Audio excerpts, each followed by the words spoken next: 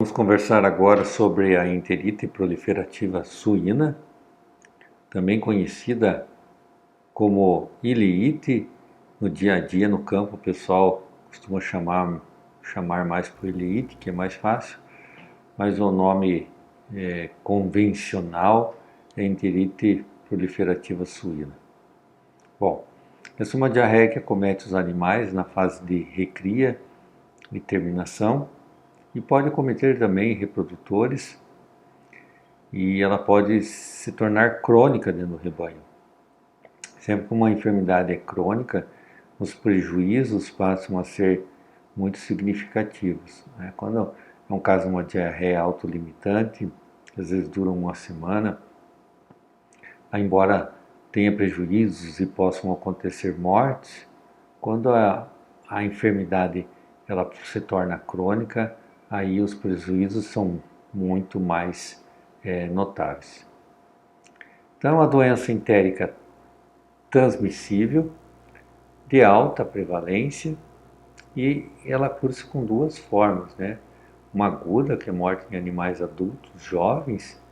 Adultos jovens seria reprodutores que são introduzidos num rebanho e que não tiveram, então, esse contato prévio com a bactéria. Ou em animais de engorda, principalmente naqueles períodos finais da fase de engorda, em que não se pode usar antibióticos por conta do período de carência, então podem surgir esses casos agudos. E a fase crônica cursa com diarreia e baixo no ganho de peso diário em animais de crescimento, e ela não é hemorrágica. E o que essa bactéria causa? Uma hiperplasia de células epiteliais das criptas intestinais. Então acontece um espessamento do ilho, e aí, por conta desse espessamento, vai acontecer os sinais clínicos característicos dessa doença. Também existe uma forma pouco compreendida que seria a subclínica, né, que também compromete o desempenho dos animais, mas aí fica mais difícil fazer o diagnóstico e saber o quanto que ela está afetando no rebanho. Lembrando que se trata de uma bactéria intracelular. Então, isso dificulta bastante o diagnóstico e também os estudos com relação a protocolos medicamentosos para o controle dessa enfermidade, porque para você ter um inóculo, não tem como você cultivar essa bactéria convencionalmente em meios de cultivo. Então, o inóculo tem que ser obtido a partir de animais positivos, com raspado de mucosa. Bom, aqui só para demonstrar, não é um animal com ileite, mas mostrando aqui que no suíno, então ele tem um seco bem volumoso, né? E ligado ao seco, né, com essa prega de peritônio aqui, nós temos o ilho, né? E o ilho, ele é uma porção do intestino delgado que ela é mais, mais calibrosa, né? Mais firme, porque a camada muscular é mais espessa, né? E, então, normalmente ela já é mais espessa, né, que o resto do intestino delgado. Isso acaba confundindo algumas pessoas que fazem monitoria sanitária no frigorífico e acaba sendo sugestionado de que se trata de uma ileite. No caso da ileite, o espessamento ele é bem mais intenso, né? E muitas vezes acabam formando o que parece as circunvoluções do cérebro, né? Então, isso é característico de uma enteropatia proliferativa suína. Então, o agente causal, essa Lawsonia intracelulares, então, o próprio nome já diz, ela faz todo o seu ciclo dentro da célula, os enterócitos, né? Ela é intracelular obrigatória, ou seja, fora da célula ela não faz o seu ciclo, né? Tem um cultivo curto, um bacilo curto, gram negativo, microaerófilo. Então, hoje nós não temos o domínio de cultivar esta bactéria. A infecção é orofecal, os infectados eliminam o agente por até 3 meses. Vejo que a quantidade, né, 10 a oitava bactérias por grama de fezes, então isso é muito, né, sendo que é um agente resistente no ambiente. É sensível à amônia quaternária, ao iodo povidime, mas ele é resistente no ambiente. E existe lá uma imunidade materna que protege os leitões até 5 semanas. Então, quando ele entra na creche, lá na metade para o final da creche, ele já está sensível a essa infecção. Então, os leitões de creche eliminam a gente a partir das 7 semanas de vida, né? E estudo feito aí em vários países, e no Brasil não foi diferente, a prevalência é de 60 a 90% dos animais com sorologia positiva, o que indica que eles entram em contato com a gente. É um agente de microbiota, ou seja, o desenvolvimento da doença não se dá necessariamente exclusivamente pela presença da Lawsonia, mas sim por fatores que vão desencadear a doença. Então, às vezes, o contato prévio, né, por exemplo, em creche, por exemplo, vai facilitar a adaptação desse animal nas fases subsequentes. O problema é que muitas vezes as granjas usam as rações de creche, todas elas medicadas com antibióticos. E quando esses antibióticos acabam reduzindo a chance de infecção com a Lawsonia, em um período que ainda existe imunidade passiva, isso vai fazer com que os leitões muitas vezes tornem-se mais suscetíveis em idades mais avançadas. Então, aqui em Minas Gerais, em 2001, eles encontraram 96% das granjas positivas. E as lesões no abate varia muito, né? De menos de 1% até 40% de animais positivos pelo método de avaliação macroscópica do ilho no abate, né? E a doença então é mais prevalente em animais de crescimento e terminação. Aspectos que não estão muito esclarecidos acerca dessa enfermidade: a transmissão porca-leitão, qual é a importância, vetores mecânicos e biológicos, a questão da infecção subclínica dos animais portadores, ou portadores saudáveis sem nenhum comprometimento ou com infecção subclínica. O que é sabido que o javali selvagem é portador dessa bactéria. Então, a presença dessa bactéria no intestino não é nenhuma anomalia do ponto de vista sanitário, pelo contrário, é algo esperado do ponto de vista sanitário e biológico, tá? E é um agente resistente no ambiente. Então, cuidados entre lotes e todas as boas práticas de produção auxiliam no controle dessa enfermidade. A bactéria penetra nas células epiteliais, faz a multiplicação, a célula pode sobreviver ou romper-se. Isso gera uma reação inflamatória, sempre que tem um rompimento celular. A liberação do conteúdo da célula chama uma resposta imunológica. Existe então essa proliferação de células imaturas para fazer a reposição daquelas que foram perdidas com o processo de replicação da bactéria. E tem um período de incubação que varia de 2 a 3 semanas. Então, essa seria a patogenia da doença. O que vai resultar em 3 quadros principais, né?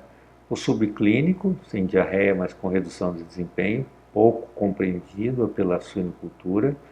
O agudo, que é mais fácil de reconhecer, isso acontece de repente, animais que ficaram com uma ração limpa de antibiótico no final do lote, ou em leitoas de reposição. Então, o que acontece muitas vezes nas granjas de reprodutores, elas têm um status sanitário muito alto, então sem circulação desse agente. E quando o suinocultor compra uma fêmea de reposição, ela acaba entrando em contato com a bactéria pela primeira vez e desenvolve uma diarreia sanguinolenta, né, e que leva os animais rapidamente à morte por por desidratação, que também gera uma perda de sangue muito grande, né? E a crônica, que é uma diarreia transitória em animais de recria e engorda, causa um prejuízo bastante grande por conta da duração do quadro, que pode ser de semanas. Então aqui é a leite aguda, né? Diarreia sanguinolenta, e a ileite crônica, que cursa com diarreia, né? Mas não é uma diarreia que, pelas suas características, facilite o diagnóstico. Ela pode se confundir. Nós temos diarreia na fase de recria e engorda. A gente falou agora há pouco, disenteria suína, apesar que a disenteria suína ela tem sangue, a colite espiroquetal, só que a colite é mais transitória. A própria Escherichia coli, ela pode causar diarreia em qualquer fase.